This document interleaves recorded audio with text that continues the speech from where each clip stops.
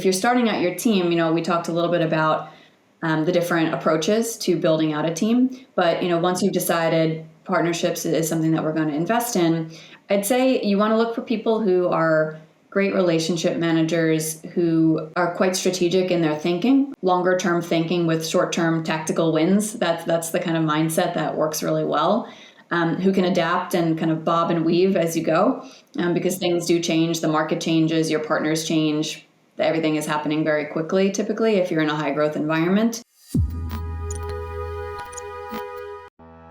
Today, I'm delighted to introduce in our show Jessica Romano, who is leading business development and partnership in Oyster, a quickly growing HR tech startup, which is helping companies to manage and hire distributed workforce. Jessica is very sharp. She actually started her career in Wall Street in Goldman, and then transitioned into partnerships in companies like Symphony, which is a collaboration software for finance, and then Apple Pay, more recently Plaid.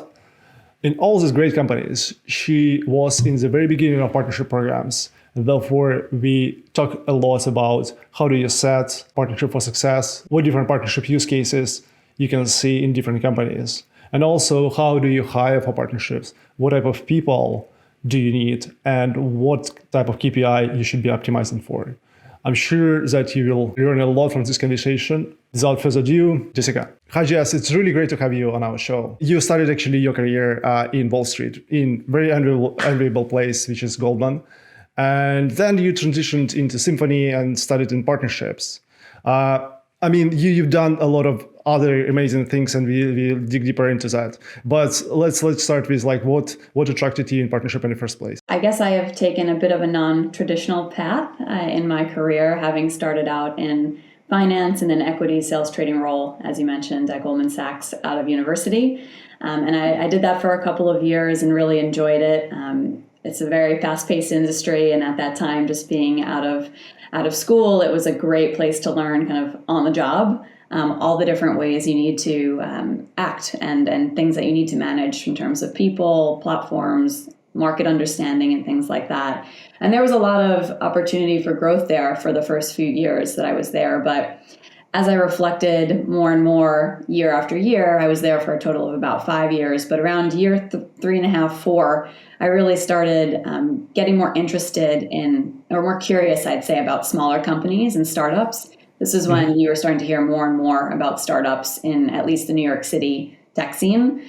So I basically had started sort of volunteering on the desk that I was working on to test out some of the tools that we were using from a technology perspective. So that was just something I was interested in and was willing to do as a person representing my team.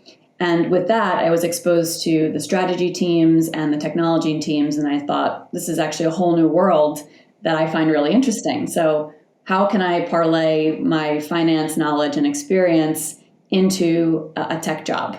And that was the real spark of interest that I had. And then finding that job was not super easy or straightforward, as I'm sure many can attest who have done it, because you want to basically line up your skill set and not lose all of that experience, but also be able to grow.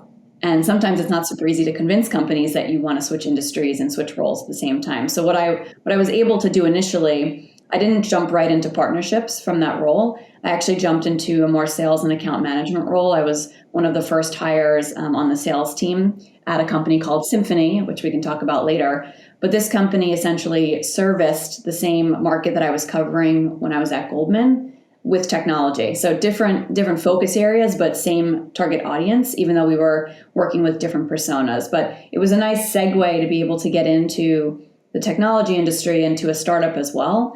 And again, my curiosity was really piqued after working at such a corporate place, which has its positives, of course, but there's also just other work environments out there that I was excited to try. And that's why I parlayed that experience at Goldman into Symphony initially. So, long story short there, I moved into a technology role, but it was sales and account management oriented. And after about a year of doing that and helping to build out that team and set up those processes at Symphony, I was tapped by the head of business development to work on partnerships as the first person to work on partnerships. And I'm a relationship-based person. I like new challenges. I like to build things. So all of these combined together, it was kind of a natural fit for me to move into partnerships at that time in my career. Amazing. Actually, this is one thing, like first thing that they teach you in MBA programs. So like never try to do like too many jumps, right? And you seems to be kind of doing like a gradual change. That is fantastic. So partnerships, Symphony is essentially like a Slack, or it could be envisioned as a Slack for financial people, right? Can you talk a little bit, what was the most memorable or interesting partnerships that you started, and what did you learn? Maybe something that when you started after, very structured career, and then sales, what did you learn in that role, which might be not intuitive? For those who may not be familiar with Symphony, it is essentially a collaboration platform built for regulated industries.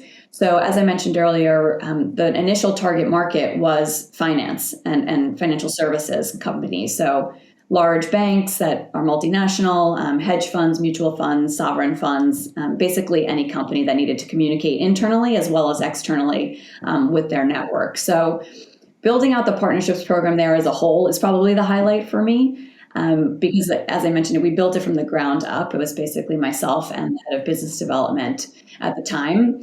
And what I learned, having been in a very corporate environment versus moving to a startup, which had about 100 people when I joined, is that you need to do things yourself. There's no process, and you create the process as you go, and nothing needs to be perfect. But as long as you come with an analytical mindset of, okay, these are the parameters I'm working under, these are my goals, how can I do the best job possible in the quickest amount of time, and get stakeholder buy-in was basically the biggest thing I learned in stepping into that role initially. And it was exciting because Symphony was a type of platform or product where many different types of partnerships made sense. So there were product partnerships, there were commercial partnerships, and kind of everything in between. And at the end of the day, we were making the customer experience better. And since I had come from a more commercial background, I really liked having that understanding of servicing the customer and making sure that we were providing the best platform possible, and partners helped enable us to do so.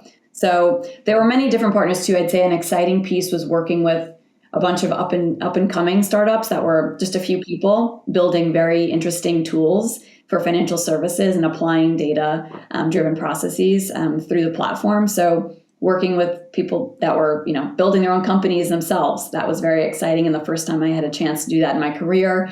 But also working with huge companies like the Thomson Reuters of the world, and figuring out how to navigate those relationships, which are completely different in nature, of course, than working with a 10-person startup. So it was the variety of experience there, and then at the end of the day, launching an actual program that got a lot of press, got a lot of interest from customers. And drove a lot of business to ourselves and to our partners. That was the most rewarding thing there. After Symphony, you moved into Apple and then eventually into Plaid, which is very famous company, and we'll talk a little bit more about that. There's different ways to think about partnerships, and one of them is that partnerships are very different in different companies.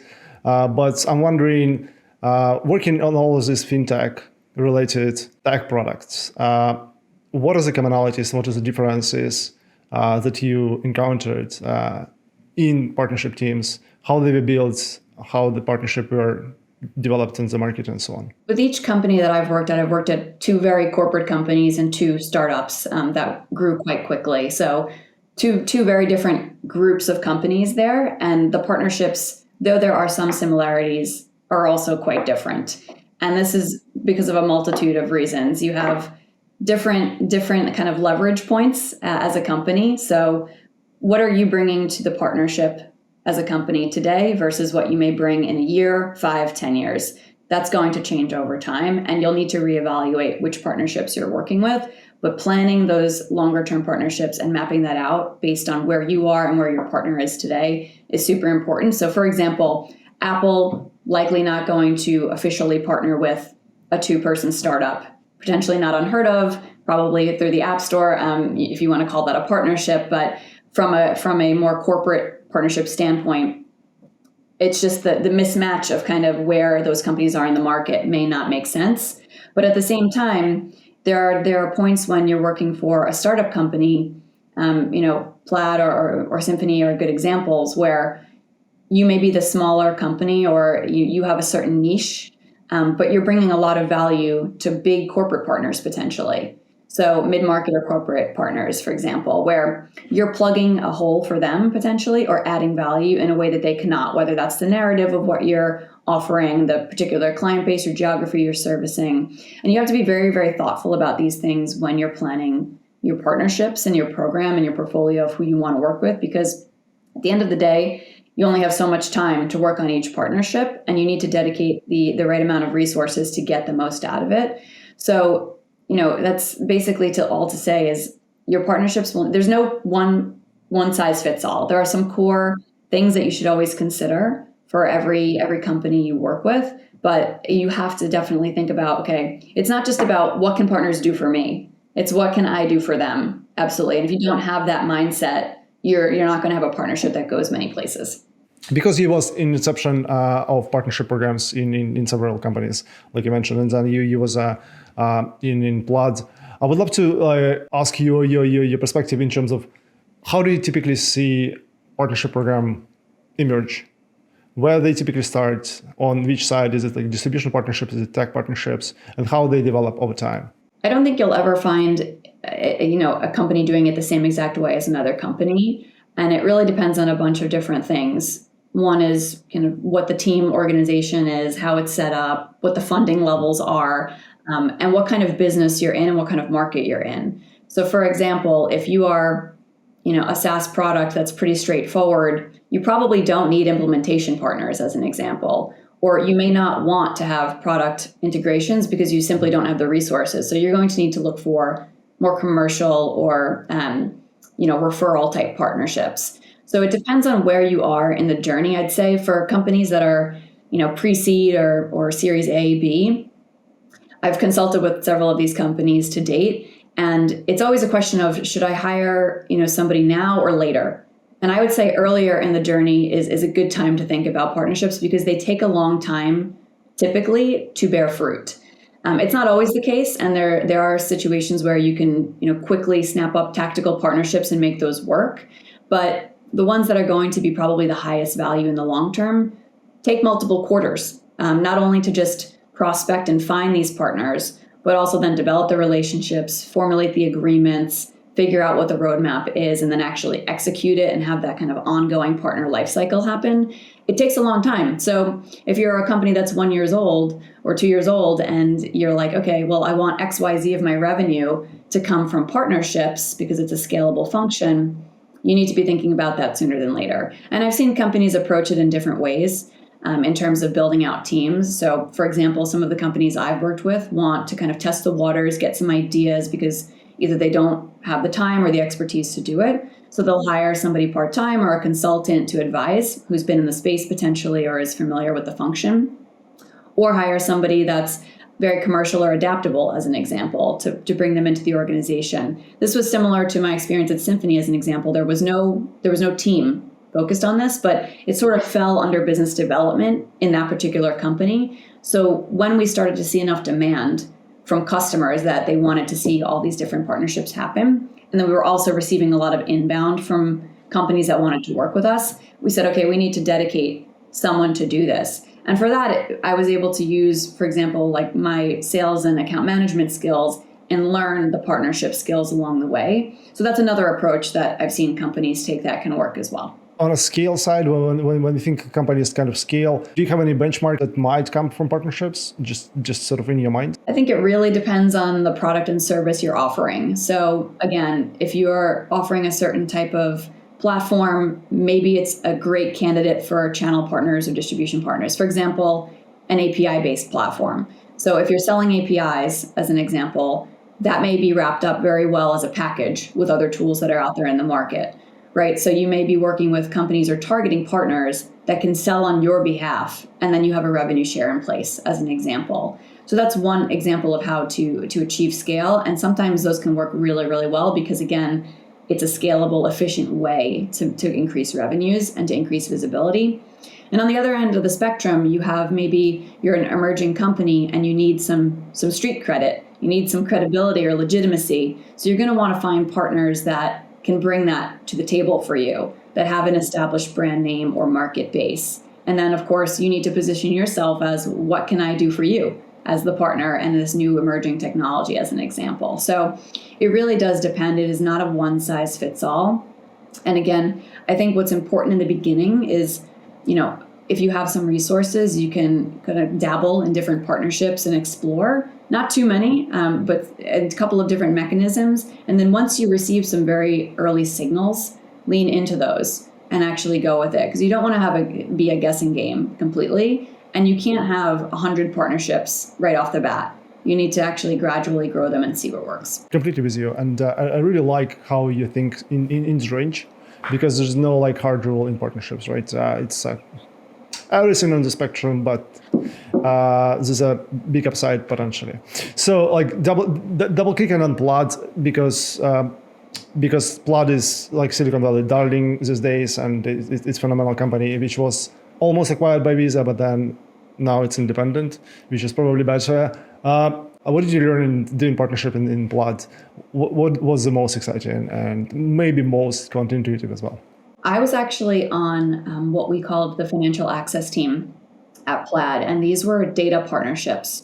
So this is another thing I would mention for anybody interested in a partnerships career. They can take many, many different forms. So for example, you can have partners that are suppliers in a sense to you, and you can have partners that are distributing for you, and you can have all kinds of partners across the board. So at Plaid, I was working primarily on these data supply relationships with primarily financial institutions or any companies that were holding consumer permission data. So it was imperative for the health of the business to have these partnerships work, because without the supply of data, obviously we're not able to then service our customers' needs, which is basically data that flows through the platform on behalf of consumers that are wishing to connect their accounts to services. So that was really critical. And those were multi-year, very complicated agreements in some cases with the largest banks in the world, of course. So a very different style of partnerships and a different type of partnerships, but none less important than any other commercial partnership program. On the other hand, Plaid does have a commercial partnerships team focused on a couple of different things. So platform partners, for example, like the reselling and packaging of products that make sense for the mutual customers that we had, and then also implementation partners. So since Plaid is primarily an API-based company, the product can be quite technical. Not every customer can do it on their own necessarily or want to. So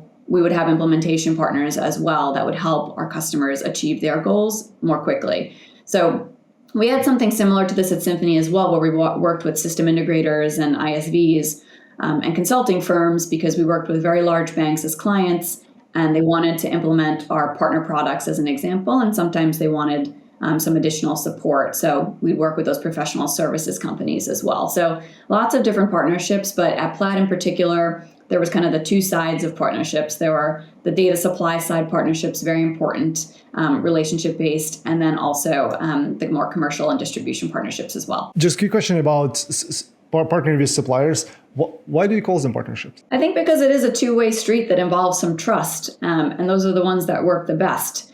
In Plaid's case in particular, it was very interesting to work in this space because it's highly evolving, number one, and Plaid was growing very, very quickly, and the industry was changing a lot in terms of the number of fintech offerings out there for consumers. So Plaid was kind of at the forefront and the hub of a lot of that.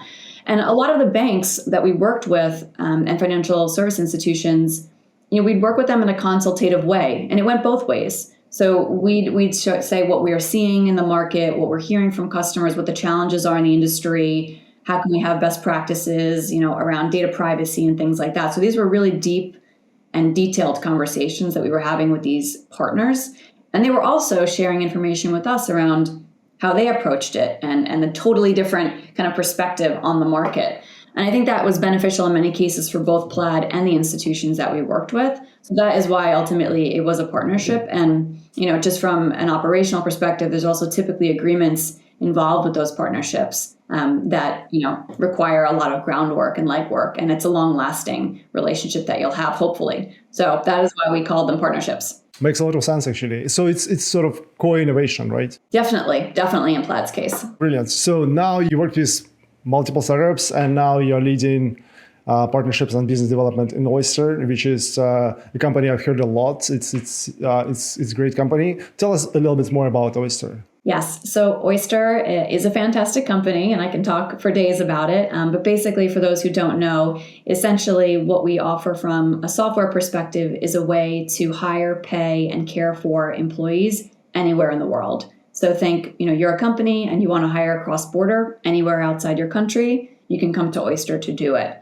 So very exciting times for this space. HR tech is relatively new for me. I had a personal interest in it, given that I myself relocated from the US to Europe in the past couple of years. So I became much more in tune with visas and how you need to operate and get employment and things like that. So I had a personal interest. And obviously the past couple of years with the pandemic have shown a huge change in the way people work and want to work.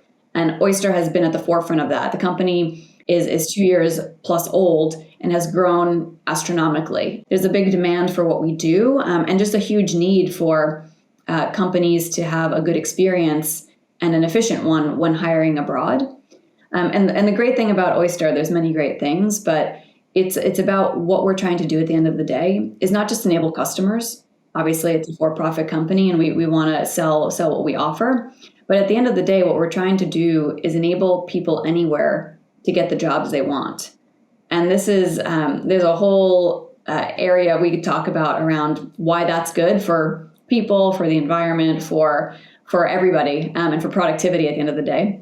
But that's integral to what Oyster does, and the company really lives it each and every day. So it's been great to join. I actually joined over the summer, so a couple months ago, when there was one person working on partnerships. So he was kind of working on getting everything in place for these initial partnerships that were launched and setting the groundwork for what we wanted to do. And I came in to help structure that and then actually build out the team. So now we're a team of 5, likely going to double in size this year. And there's a ton of work to do and a ton of opportunity in this space as well. So for Oyster, as I mentioned, what we enable is hiring, paying, and caring for employees. And there's a lot in that space. And there's a lot that comes before that and after that from an HR person's workflow perspective. So there's a ton of opportunity for partnerships there. 100% with you. I've been working in distributed teams from 2015, which is like 7 years, and there's like a lot of value, right? So you can hire brilliant people all over the globe, and but there's a lot of complexity which emerge with that, and it's just a little bit of nightmare when you start to scale. So great things. But also this is like a really perfect segue of talking about a little bit about who are the people who lead partnerships. So I mean, we can see you like very obviously very sharp people, but what is the culture of the team? Like, who do you hire in partnership team, and how do you structure that? So this relates to what I mentioned earlier around where you are as a company and what kind of product you offer at the end of the day. So there are some companies that are very technical, as an example, and they have very complicated products. So you're going to want to target certain types of partners in that case versus others. And if you're starting out your team, we talked a little bit about the different approaches to building out a team. But once you've decided partnerships is something that we're going to invest in, I'd say you want to look for people who are great relationship managers, who are quite strategic in their thinking. Again, like longer term thinking with short term tactical wins. That's the kind of mindset that works really well. Who can adapt and kind of bob and weave as you go, because things do change, the market changes, your partners change, everything is happening very quickly, typically, if you're in a high growth environment. And for me, it's important to either have a commercial type background, so, be good with people, understand the product, have a curiosity about the industry. Obviously, these are good things for any team that's hiring. Or you can approach it from hiring people that perhaps come from engineering backgrounds or more technical backgrounds. It's just a different way of approaching or building the team. For us at Oyster, we've hired out based on kind of the focus areas that we have right now. So regions, for example, so the different regions that we're focused on, as well as the different programs that we're launching and the different integrations that we're launching. So these all take different focus areas. You can have one person come in and work on everything, which we did, and he came in and did a great job, and then I joined him and we were doing lots of different stuff ourselves. But then you get to a point where there's a lot of work to do and you need to start to specialize. And that happens more quickly than you even think. And it happens sort of organically. I think that's the best way it happens, where you're like, okay, we have early signals here, we have opportunity, let's go for it. We need to hire and staff that full time and build out like that. So I think it's definitely an art form when you're hiring any team at a startup. It's not a science. There's some kind of things you can follow that I mentioned, but you have to also go with your gut as far as culture goes, as you mentioned. So there's definitely a consideration that I have for my team and for the company, for Oyster, where you want people to come into the company that are going to thrive and expand the horizon for your own team and the company. So you don't want carbon copies of each person that you've already hired. I think that can be very tricky when, for the different companies I've worked for and interviewed people for, there's always like a culture fit thing or aspect. And that it is important, certain pieces of it, but I think it's really important to think about, just because somebody doesn't have a similar background or doesn't come from the same place or have the same personality, it doesn't mean that they're not going to be a great fit. And being as objective about that as possible is very important. And we've seen great results from a team vibe perspective based on that at Oyster. So I've been very happy to see that. Brilliant. Because your entire team is distributed, right? What did you learn in terms of setting like a right culture within partnership team, and maybe like on a broader sort of scale, like keeping not only your team engaged and efficient, but also your partners engaged and efficient? Like, what are the things that come to mind? Yeah, this is a great point and an important one that I think everybody will always have to keep working at as we change the future of work as we go forward. So one thing that is important is, kind of goes without saying, communication and being mindful about how you communicate and understanding that people come from different experiences and different backgrounds and how they work. So I think most people that work in tech, generally speaking, had some experience with remote or distributed work that was forced, obviously, in the past few years.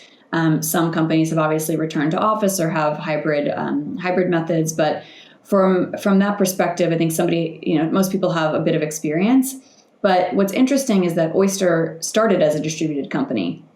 That was the decision right off the bat. So it's kind of ingrained in how the company operates, in the tools that we use, in the guidance that we receive from our workplace design teams, as an example, of how to interact and set boundaries and barriers as well. So my team, for example, is across 10 time zones from Canada to Greece. So we do a lot of asynchronous work, and that involves a lot of trust in your team and building that. It goes two ways between a manager and their team, and then also with each other and with other teams as well. So figuring out how to work cross-functionally can be, of course, a bit of a challenge, because every team has their own kind of ways that they do things. But the guidance that Oyster at least has put around just general communications has been really helpful in how we work and what the expectations are. Like, the expectations aren't to be online 24 hours a day, even though we have people everywhere. It just doesn't work like that. So we pass the baton, we follow the sun. That's the model. So that's one really important piece.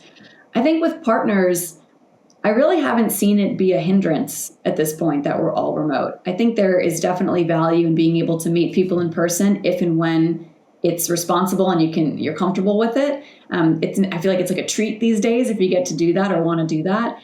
But I don't think it's necessary to have really good relationships. And this is a skill that people are just continuously learning with working remotely. And for partners, again, it's about regular connectivity, planning together, listening. I mean, these are general things that I think any team could benefit from, but those things are really, really important. I'd say from a kind of morale perspective, it's important to check in and be a human being. And this is not partnerships specific. This is with any team in a remote environment. I think it's easy to just get so involved in the work and like not log off and things like that. But you have to remember, like, we don't need to dive into business results in the first 30 seconds of a Zoom call. You can say, like, how's your pet? What's going on? Like, what was the best thing you did this weekend, or whatever it is. Taking time to do that and like being mindful of that doesn't come natural to everybody, to every manager or to every person at a company. So just reminding yourself and understanding that people have different degrees of how they like to engage is really important. This small gestures and touch points are critical, right? And they are not always top of mind. They are not sort of urgent, but they are actually very more important in the long term than many think. Brilliant. So starting these partnerships and kind of scaling, cannot Amit asking you about KPIs and measuring, like what are the things that you're optimizing for at this stage? This will change again over time. Your goals today may not be the same ones in 6 months or a year as a team, and that is just a reality when it comes to partnerships. So a couple of different ways you can look at it, and this is in no particular order because, again, companies are different and have different goals at different times, and you need to really map your partnerships to those goals. I'd say you can measure, for example, pipeline development that comes from partners. That's one way you can look at it if you're looking at it from a revenue perspective. Or if you have a product that you're either reselling yourself as a company from a partner or vice versa, revenue share there. That metric can be measured. But you can have really different metrics that make sense for your company. For example, if you're looking to grow your brand in the early days of your company, as I alluded to earlier, maybe you're partnering on content as an example, and you're trying to kind of not ride the coattails of other companies, but you're really trying to partner to amplify your message. So maybe then it comes down to tracking engagement, with UTMs and things like that. That's a whole other way you can kind of measure engagement. Also, if you have a product integration as an example, like it could be the number of integrations, that's a metric, or it could be the usage, the API calls that are made on a particular integration. That's another KPI you could use. So these are all things that are relevant depending on where you are in your partnership journey at a company. For me, what's important is having, OKRs or KPIs, whatever you want to call them, that are related to the business, obviously, and driving the bottom line. And then having this consideration of what will be the long-term value of my partnerships and how do I measure that? So that's also really important. And that's something that you need to work very closely with other functions on. So for example, with sales, to say like, how do we qualify certain opportunities? Does it count towards partnerships? Does it count towards sales as an example? Like what is the philosophy and rationale behind these things? That's really, really important to educate the rest of the company and to also receive feedback on what the thought process is around different goals and how they work with partnerships. So these are all different ones. And then there's also, when you're building a team, the reality is you're in there, you're building and you're doing it. And there's going to be goals that you need around like just setting up processes in order to be more efficient. So if you have one person working on partnerships and they're handling 10, 15, 100 relationships, that work style and that work will look very different than if you have 10 people or 100 people. And you can continue to specialize and build out different tools and processes in the meantime and reporting and all that sort of thing. So it doesn't happen overnight when you're building a team or a company, as you know that very well, Roman. So I'd say it's no different for partnerships. Because you consulted multiple startups, you build partnership programs in many companies. There's always a time when you start, you get some results, and then you may be plateaued at some point, right? I mean, this is just how the trajectory typically works. So how do you elevate and prove value of partnerships within the company? Do you have any advice there? In terms of proving the value, I think any or all of the metrics that we just chatted about can apply if you're just looking at impact and results. But from an evolution perspective, like you said, you may plateau with certain partners or with your program. The very cool thing about working in partnerships is that there's always an end. Like, okay, we did this and we can do this and we can do this and we can do this and this and this. And there's really like no limit to that. And that comes with one partner, for example, if you're working with one partner. Okay, so you've built an integration. Okay, well, what can you do to market that? What can you do to do some sort of event around that? What can you do in terms of creating new features or selling that in a different way, enabling your teams to show the value of what you're doing together? There's like really no there's no end in sight to what you can do there and how creative you can be. But it also relates to just the whole partner program or portfolio as well. If you're working with a certain group of partners and you plateau, there are millions of companies out there, right? You just need to find the ones that are going to work really well for you at this point in your company's journey. So that's why it never gets boring, and that's why it is a hard job at some points in the day or the week or the month or the year, because you do hit plateaus, and you do have to figure out ways to evolve as a team and how you fit into the company and what you're doing with your different partners. So it's a very engaging and challenging job from that perspective, which I think is a great reason to get into it if anybody out there is considering it. That was an amazing kind of segue to say, actually, partnership always have end, and hope we will have another conversation and continue this brilliant discussion. I really appreciate you sharing your insights. It's been fantastic. I'm looking forward to chatting, more in the coming months and following Oyster's success. Thank you so much, Roman. This was a lot of fun, and yeah, I'm always keen to speak with folks in the partnership arena. It's an ever-changing landscape out there, and I love to bounce ideas. So yes, thank you so much for having me today. What is a good way to reach out to you? Is it like LinkedIn or? Probably LinkedIn would be the best way. My profile is out there. I believe it's public, so people can search for me there.